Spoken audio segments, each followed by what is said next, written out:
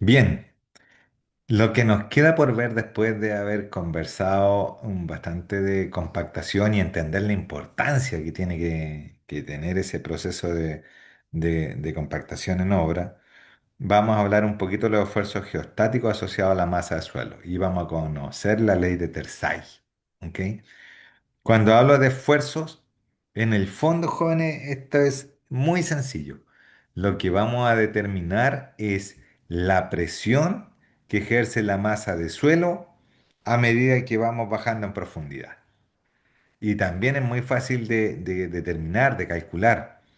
Sabemos que todo tiene peso, todo tiene una densidad y en función de esa densidad, si yo conozco el volumen, tengo un peso. Y ese peso hay que descargarlo en alguna parte. Y eso es en el suelo.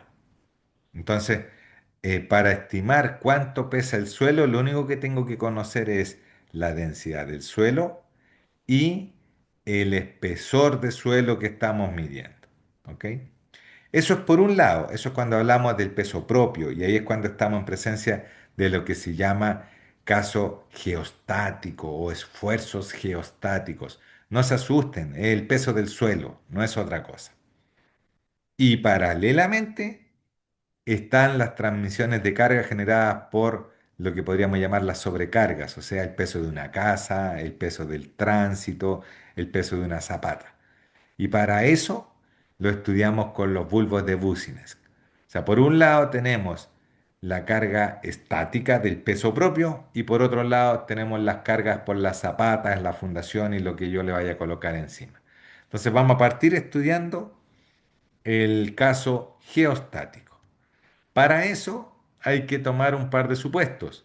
Primero, que la superficie es infinita, ¿ya? O sea, es una superficie infinita horizontal. Segundo, que el suelo no varía ni horizontalmente ni en profundidad. Y no hay sobrecargas. Claro, porque estamos hablando solo del peso propio, del peso del suelo. O sea, teniendo en consideración eso, podemos aplicar el cálculo que vamos a hacer a continuación.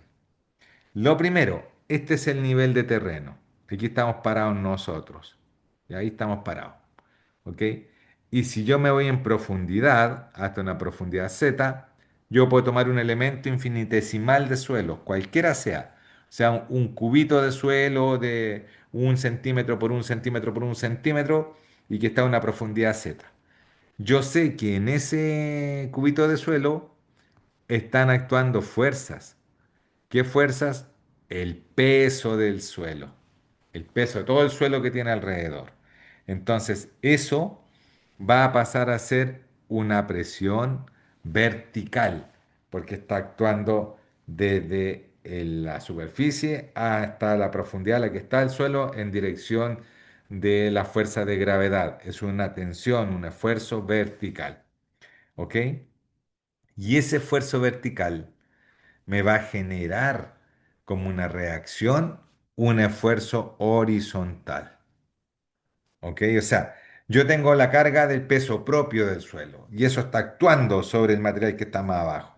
Pero al apretarlo, este material que está más abajo, hasta recién toda la carga va a querer estirarse, pero resulta que se encuentra con más suelo alrededor que le dice, oye, yo estoy aquí, entonces no te vengas para acá y se genera una reacción. O sea, yo voy a tener una tensión vertical por el peso propio y una tensión horizontal como reacción a esa tensión vertical. ¿Dudas hasta aquí? ¿Alguna duda?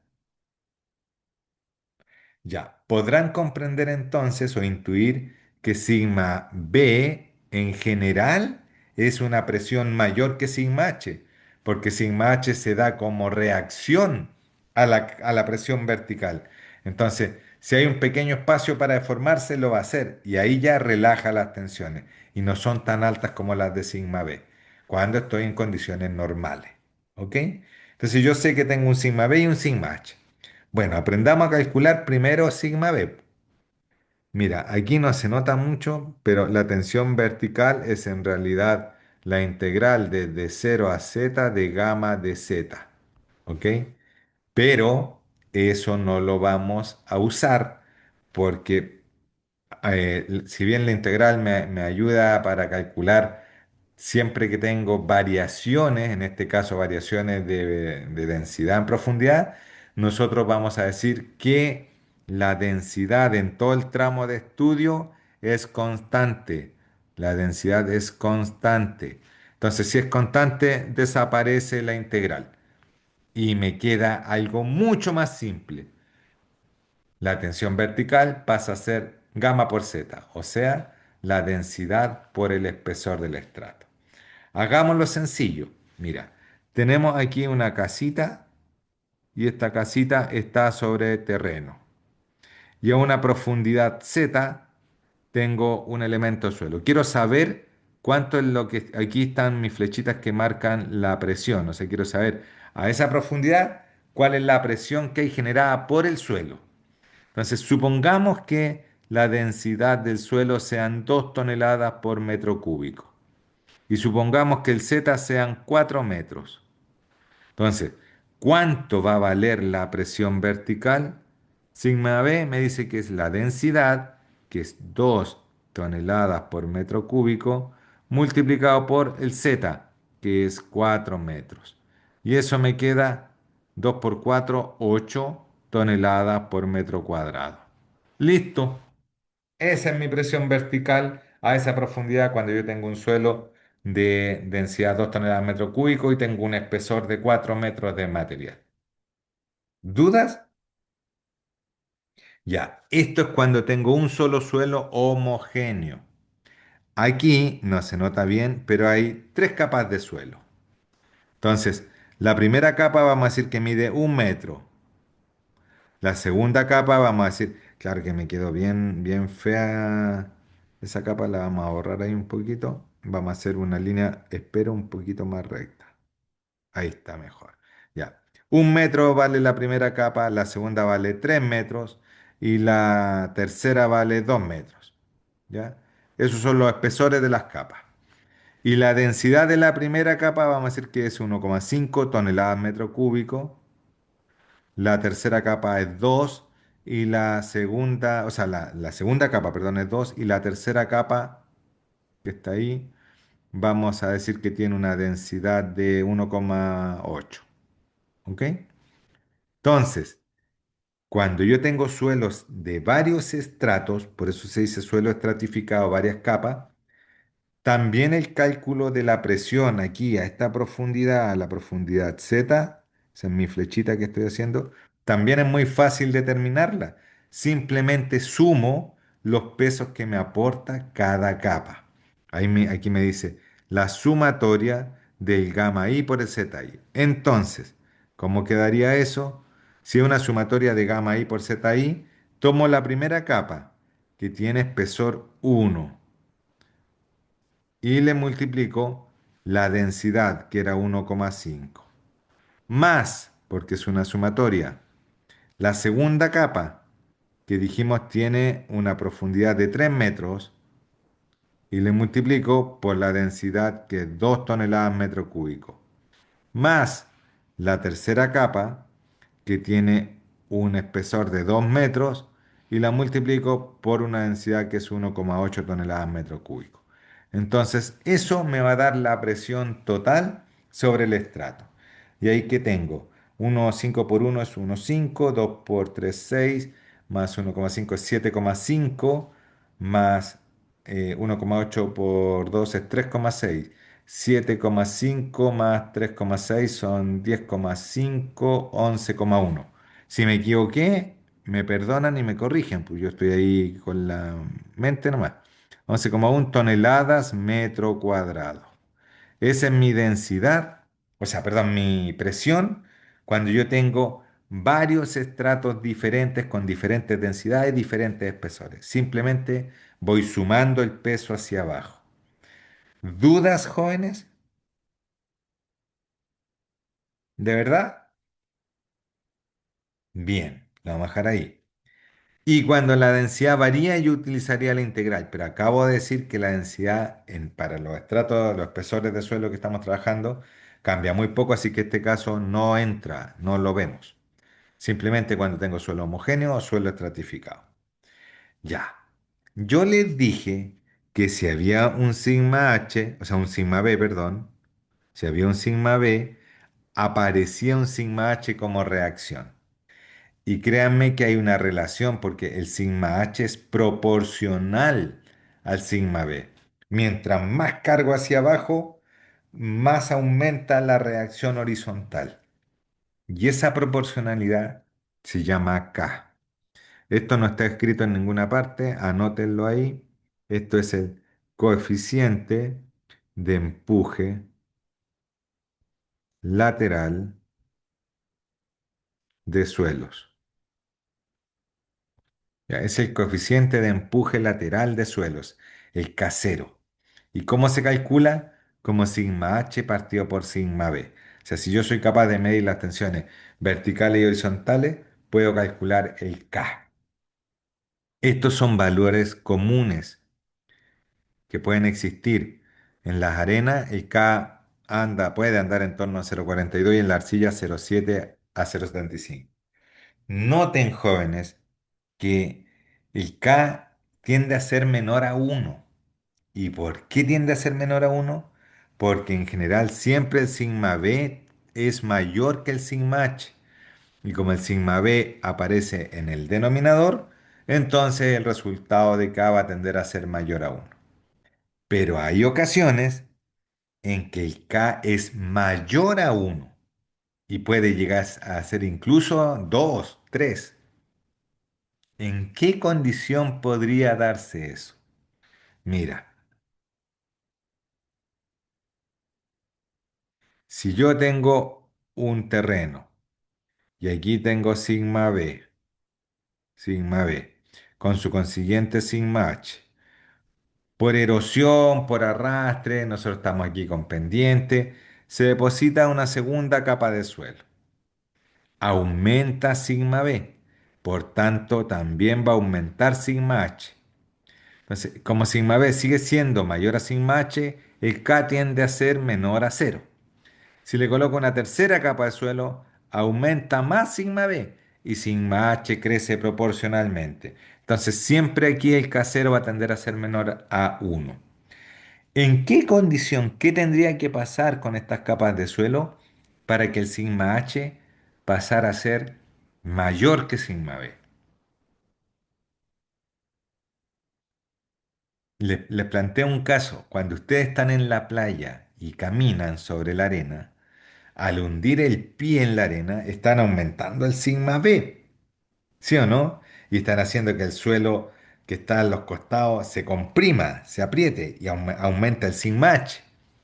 Pero en el momento en el que sacan el pie, sigma B tiende a disminuir, pero sigma H disminuye. ¿Alguien me puede ayudar ahí? ¿Sigma H disminuirá? ¿Mm? Si es que Yo me... creo que no. Bien, gracias, Sebastián. Sigma H no disminuye, no disminuye, jóvenes, porque el suelo no es elástico. Imagínense que el suelo fuese un elástico. Yo comprimo con el pie, se hunde, aumentó sigma B y aumentó sigma H. Saco el pie y si fuese un elástico, volvería a su posición original.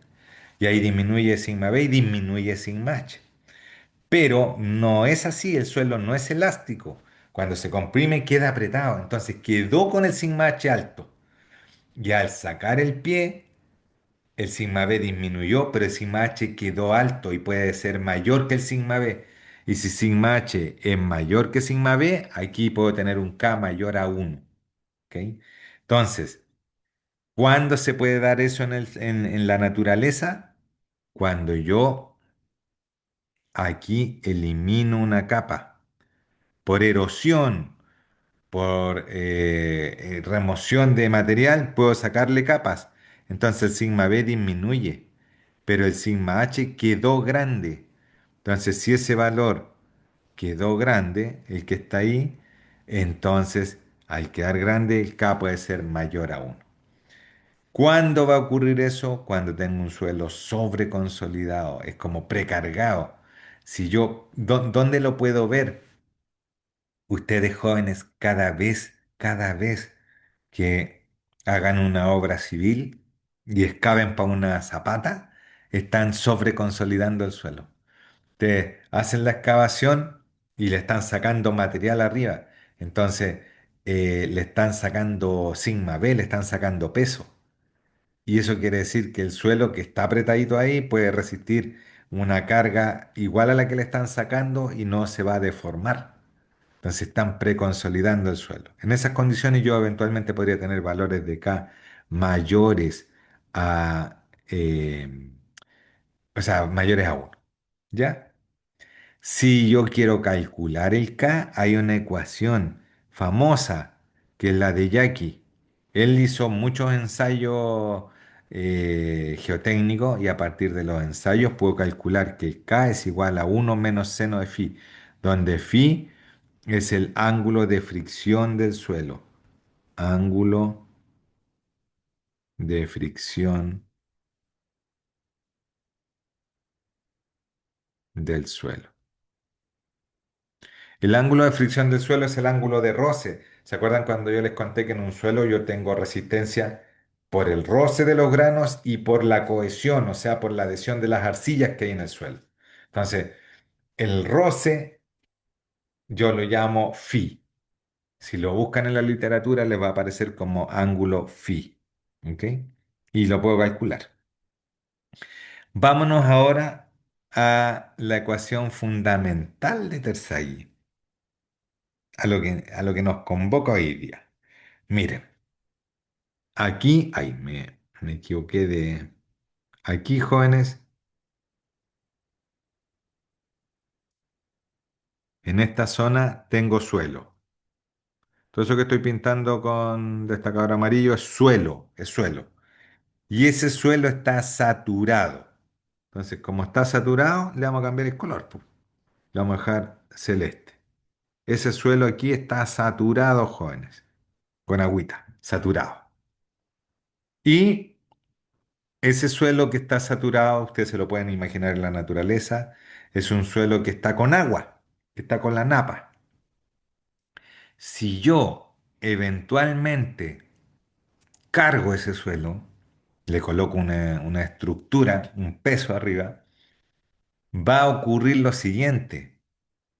El agua que está ahí va a querer irse, porque hay mucha agua alrededor de los granos, el agua no va a querer tomar la carga y se va a desaparecer, o sea, el suelo va a drenar, va a drenar.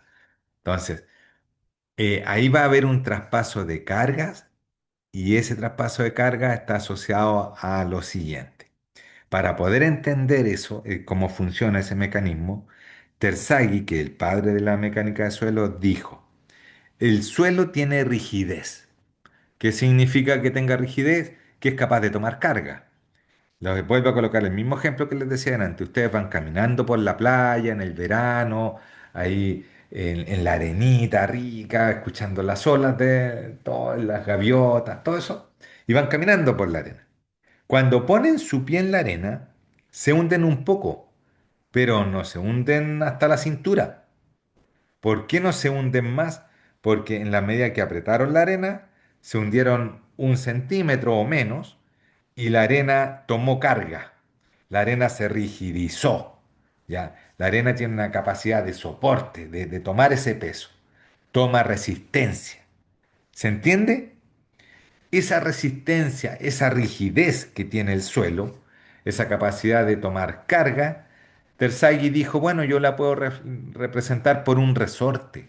Entonces, a eso que está aquí, a eso es un resorte que él colocó y que está representando la rigidez de este suelo que está aquí. ¿Se entiende? Yo puedo representar la rigidez del suelo como un resorte. Imagínate que tengo un suelo estirado, o sea, un resorte estirado, y que lo quiero comprimir, porque me paro arriba y se comprime 1 centímetro. Tendría la misma rigidez que ese suelo que está en la playa cuando yo me paré arriba, que se comprimió 1 centímetro. Tendría la misma rigidez. ¿De acuerdo? ¿Estamos de acuerdo? ¿Me entienden hasta ahí? Sí, profe. Gracias, Sebastián. Gracias. Ya. Sabemos que ese suelo está saturado. Entonces, Terzaghi dijo, bueno, si está saturado, coloquemos el resorte en un recipiente lleno de agua. Entonces, ¿qué tenemos ahí? Tenemos la misma condición de saturación que en el suelo saturado. Estamos representando la saturación del suelo como un resorte que representa la rigidez del suelo lleno de agua. Hasta ahí estamos perfectos.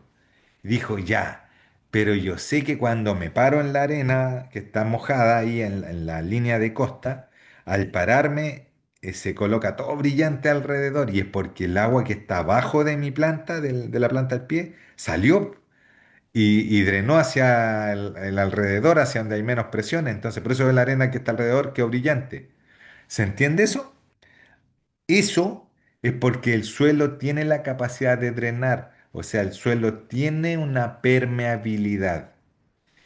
Si yo hago lo mismo y me paro en una arcilla, muy probablemente no pase nada porque la arcilla es casi impermeable, o sea, deja pasar muy poca agüita. Entonces, si yo quiero representar la facilidad con la que el agua se mueve a través del suelo, yo podría hacerlo en este sistema del resorte con una válvula, una llave. Es como una llave de jardín. Imagínense una llave de jardín. Esta válvula que está aquí es una llave de jardín. Aquí, justo aquí. Entonces, si el suelo es permeable, como una arena, una grava, esa llave la puedo representar completamente abierta para que circule agua en cualquier dirección. Pero si ese suelo es como una arcilla que deja pasar muy poquita agua, yo puedo representar como esa llave casi cerrada, que deje pasar una gota cada 3 meses. ¿Se entiende? O sea, yo puedo representar esta condición de suelo saturado con ese esquema. La rigidez del suelo con el resorte. Todo el suelo saturado con el resorte rodeado de agua. Y la permeabilidad con una válvula. O sea, la mancha negra es impermeable. Esto que está aquí no deja pasar agua. Y la manejo solo con la válvula que puede abrir o cerrar. O sea, esta llave de jardín que puede tener más abierta o más cerrada dependiendo de la permeabilidad del suelo. Hasta ahí, ¿hay alguna duda? Porque es importante que lo comprendamos para poder entender lo que viene. Yo todo bien. Bien, perfecto. Gracias. ¿Sí? Ya. Bien, vamos a hacer lo siguiente ahora. Así como yo me paré en la playa, en esta arena saturada, y se hundió la arenita un poquito y salió el agua, voy a querer hacer lo mismo en este molde que está acá, en este modelo que está acá. Como es arena, la válvula la tengo bien abierta. Entonces yo me voy a parar aquí arriba, aquí. Ah, voy a cambiar el color, aquí. Mira, ahí me voy a parar. Ahí me paré. Entonces, ¿qué creen, qué se imaginan que va a ocurrir en el instante en el que yo me paro en esta lámina metálica con la válvula abierta? ¿Qué va a pasar? ¿Qué va a pasar con mi peso? ¿Qué va a pasar Va a con... ser, va a ser que baje, eso va a ejercer presión y va a salir agua por la válvula. Es exactamente lo que Sebastián acaba de decir. Yo me voy a parar y va a empezar a salir agua, porque mi peso va a hacer que el resorte se apriete. ¿Sí o no? Es tal cual lo que dijo Sebastián. Es cosa de imaginárselo nomás. Me paro y mi peso lo empieza a tomar el resorte, entonces se va a encoger el resorte y va a salir agua por la válvula porque está abierta. Ya, eso ocurre y ocurre a la misma velocidad que está ocurriendo cuando yo me paro en la arena de playa. Pero pensemos un poquito, imaginemos un poquito más. ¿Qué pasa si yo estoy en un suelo fino, arcilloso, saturado? Cuando yo me pare ahí, ¿qué va a ocurrir? Ahora facilitémoslo un poquito. Dijimos que la permeabilidad de la arcilla yo la puedo simular acá en el esquema, aquí, como una válvula casi cerrada. Casi cerrada. O sea, me deja salir una gotita cada, como les decía, 3 semanas, así. Casi no pasa agua. ¿Qué va a ocurrir si yo me paro ahí arriba? ¿El resorte se va a encoger?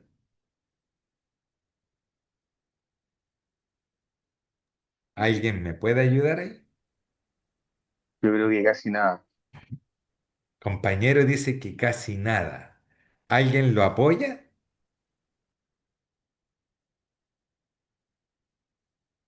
¿Alguien dice lo contrario? ¿Piensa lo contrario? Jóvenes, Entendí tal bien. cual. A ver, Sergio. Que no le entendí bien, profe. Bien, bien, bien, Lo bien. Sí, que, ¿podría lo que repetir la pregunta, por favor? Listo, vale, vale, vale, va la pregunta. Mira, yo estoy en este recipiente. Imagínense que es un tambor y estoy parado arriba del tambor. Claro que mi monito está medio indecente, estoy parado arriba del tambor y en ese tambor hay una lámina de acero que tiene una llave de jardín, ¿ya? Y la llave de jardín está casi cerrada. Y esa lámina de acero está conectada a un resorte que llega al piso. Y está todo lleno de agua, ¿ya? O sea, ese tambor que está ahí está, vamos a tratar de pintar con azul, sí, porque es. Ya, todo eso que está ahí está lleno de agua, lleno de agua. Y aquí obviamente hay una membrana que hace que la placa en la que me paro pueda subir y bajar, pero no deja salir agua, ¿ya? O sea, solo puede salir por la llave que está aquí, ¿ya? Solo por la llave que está aquí. Hay una llave. Entonces, si la llave está cerrada, yo les pregunto, ¿la placa en la que me paro va a bajar comprimiendo el resorte? no, No. porque No, el líquido es ¿verdad? incompresible. Exacto, no va a poder bajar. Yo me puedo parar y todo el curso conmigo arriba y la placa no va a descender y no va a cargar el resorte. No es que el resorte está haciendo fuerza, el resorte ni siquiera sabe que estoy parado ahí porque el agua no ha salido. En la medida que yo abra la llave, va a poder salir agua y ahí voy a entrar. ¿Por qué? Porque el agua, tal como lo dijo el compañero, es incompresible. Entonces, ¿qué importancia tiene esto? Que cuando yo estoy en un suelo saturado, lleno de agua, si ese suelo es impermeable, el suelo al principio no sabe que estoy ahí, no sabe que estoy, que está el edificio construyéndose ahí, ¿ok? Porque él no ha sentido la carga. Entonces, si yo estoy ahí parado y peso 70 kilos y el suelo no está tomando la carga porque no sabe que estoy ahí, mi pregunta es, ¿quién está tomando la carga? Buena, ¿eh? ¿Quién creen que es capaz de tomar la carga en ese tambor lleno de agua? El agua. La- las paredes del recipiente, No, el agua, jóvenes.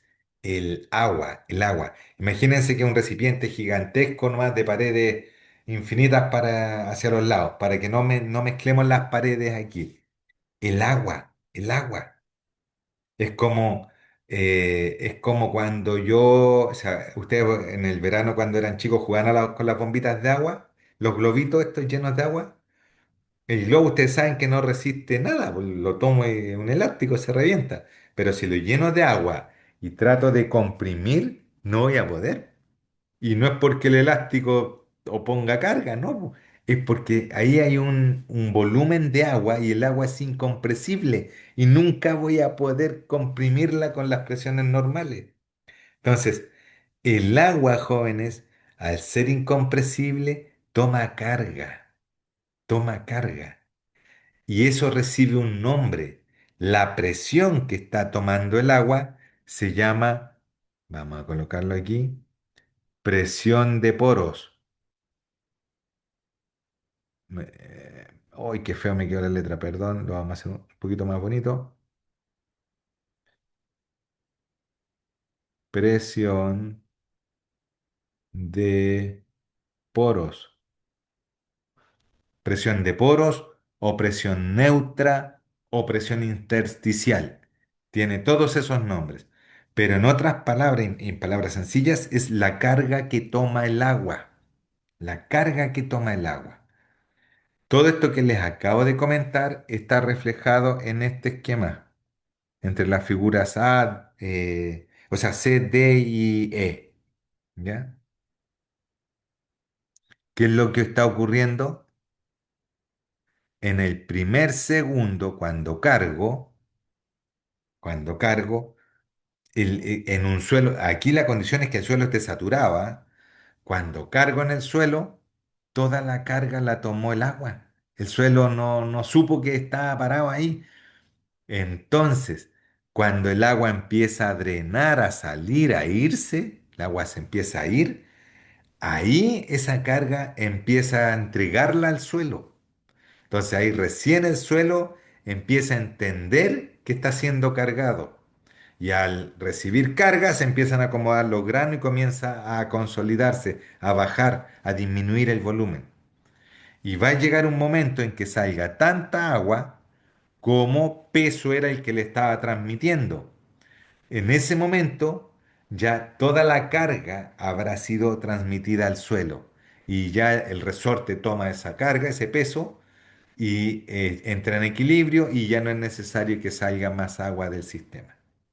Lo mismo pasa en cualquier zona donde yo tenga un suelo saturado, sea un suelo granular como la arena o sea un suelo fino como la arcilla. La diferencia está en la velocidad con la que el agua sale. Mientras más rápido sale el agua, más rápido el suelo se consolida, se asienta y más rápido se traspasa la carga. Lo ideal es que sea de manera instantánea. Así yo cuando terminé de construir, ya no se asentó más el material, más el suelo.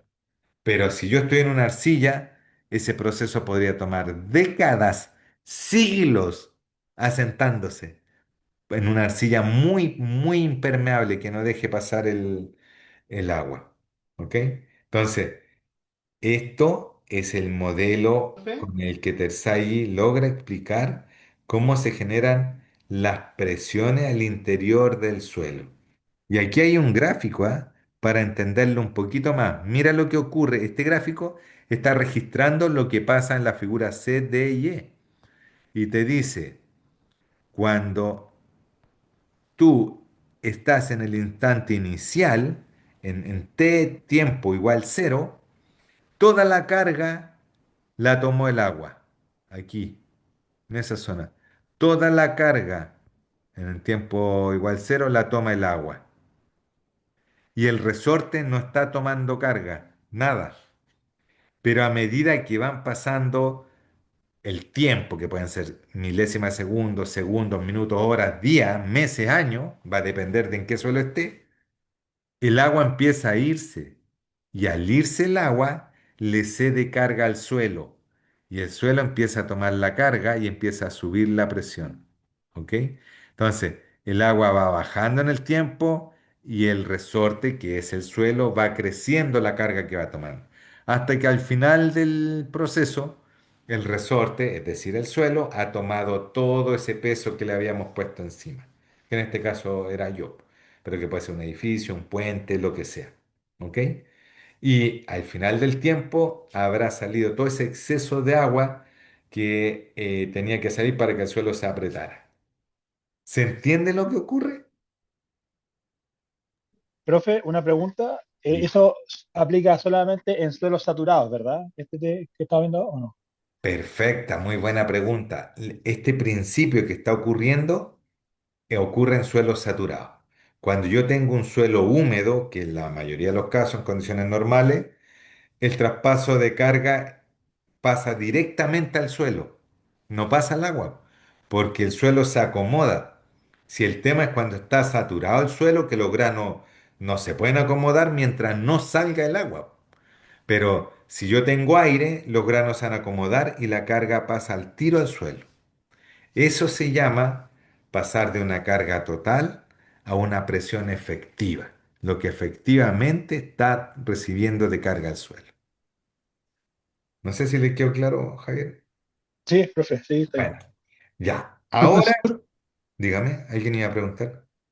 Sí, mire, el efecto que usted dice que puede descender constantemente en años, no sé, décadas, es más o menos es lo que ocurre en el edificio de un edificio que tiene Australia que se va hundiendo cada día. Podría ser, pues hay que ver en qué está sentado ese edificio, porque ese fenómeno que yo te comento se da cuando los materiales, o sea, las construcciones se colocan sobre arcillas. Las arcillas tienen esa propiedad de que son material impermeable, entonces van soltando el agua lentamente. Y el borde costero ocurre eso. Puede ocurrir en cualquier parte. Ah, ya, ya. Piensa, pero generalmente se da en suelos que son inundables, y esos pueden estar en zonas lacustres, en zonas fluviales o en la costa marina. ¿Cachai?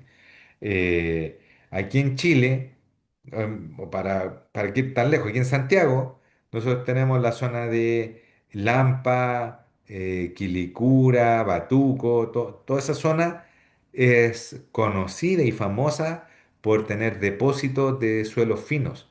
Se le llaman los suelos finos del noroeste de Santiago. Y ahí tengo arcillas expansivas, arcillas de muy mala calidad. En la zona de Chicureo también se dan. Entonces, porque eso a través de los miles de años, siempre que llovía aquí, las aguas iban a decantar allá. Y pasaba todo el verano las lagunas llenas con agua. Entonces, el agua te meteoriza, lo que vimos en las primeras clases, te descompone el material y te forma arcillas. Ahora recién, los últimos 40 años, 50 años, con los seres humanos, se ha puesto a drenar el suelo aquí en la zona, pero pasó toda su era geológica sumergido el material. Entonces, esos son suelos arcillosos que si están saturados, son propensos a tener esos grandes asentamientos, pero a largo plazo en el tiempo. Pueden pasar décadas asentando el material, centímetro a centímetro, centímetro a centímetro. Es más, la Torre de Pisa está en materiales así. Y cómo detuvieron el descenso, porque eso se iba a caer en algún momento, inyectando miles, yo diría cientos de miles de metros cúbicos de hormigón, simplemente para consolidar el material abajo y evitar el que siguiera el descenso. Así que perfectamente puede ser posible que ese edificio que tú dices esté en esa situación. Ok, profesor. Gracias. No, por nada, gracias a ustedes. Ahora, ¿qué es lo que podemos definir entonces y resumir de todo esto que hemos conversado? Que básicamente tengo, uy, que se ve feo eso, pero que tengo una ecuación, la voy a hacer aquí arriba, se tiene que haber corrido el dibujo, que refleja y resume todo lo que hemos conversado, que es una tensión total, que es el peso que estoy asignando, el peso propio, el peso del edificio, lo que tenga arriba, se va a descomponer o se va a repartir, para decirlo mejor, en la carga que está tomando efectivamente el suelo más la carga que está tomando el agua. Y ahí aparece la tensión efectiva, que es la carga que está tomando el suelo en un instante de tiempo, más la presión de poros o la carga intersticial, la presión intersticial, que es la carga que está tomando el agua. Ya lo dijimos, si me paro aquí en el primer segundo, mi tensión total es igual a la presión de poros y no hay tensión efectiva porque toda la carga en el primer segundo la está tomando el agua. El suelo no se ha dado cuenta que está siendo cargado. Pero en la medida que van pasando los segundos, los minutos, las horas, el agua empieza a drenar, a irse. Y en la medida que se va, le empieza a entregar carga al suelo. Entonces aquí, en todo este rango acá, la tensión total va a estar repartida entre la tensión que efectivamente está sintiendo el suelo, más la carga que está tomando el agua. Esa carga que está tomando el agua, a medida que pasa el tiempo, va disminuyendo, disminuyendo, disminuyendo, igual que en el gráfico aquí, igual que en el gráfico, porque se va yendo el agua y le va entregando toda la carga al suelo, al suelo, al suelo. Entonces, al final del tiempo, al final del proceso, toda mi carga va a ser igual a la presión que efectivamente siente el suelo. O sea, al principio mi carga total era igual a la presión de poros. Y al final mi carga total es igual a la presión efectiva. La carga no ha cambiado. Mi peso propio, mis 70 kilos, ni aumentan ni disminuyen mientras yo estoy pisando la arena allá en la playa. Pero en esos segundos, que fracciones de segundo, en las que yo peso y el suelo se hunde, expulsa todo el agua y transmitió toda la carga al suelo, se dio que pasé de una carga inicial, que igual mis 70 kilos equivalían directamente a la presión de poros, y en esos milisegundos en que se fue yendo el agua, se fue traspasando, traspasando, y después mis 70 kilos los tomaron todos los granos de suelo. O sea, mis 70 kilos de presión de carga las tomó todo el suelo y pasó a ser tensión efectiva. En unas fracciones de segundo. ¿Se entiende? En cambio, en suelo arcilloso, como les digo, un edificio de 200 toneladas, 300 toneladas, lo que sea, puede estar décadas entregándole la carga o que el suelo se empiece a hacer cargo de esa carga. Dudas, jóvenes, dudas, dudas. Bien. Pregunta, pregunta. El suelo en estas condiciones, una vez que ya recibe toda la carga y el agua se ha ido, la que está ahí en exceso, ¿el suelo continúa saturado o ya queda húmedo? Imagínense lo que está pasando ahí en la playa cuando yo coloco el pie.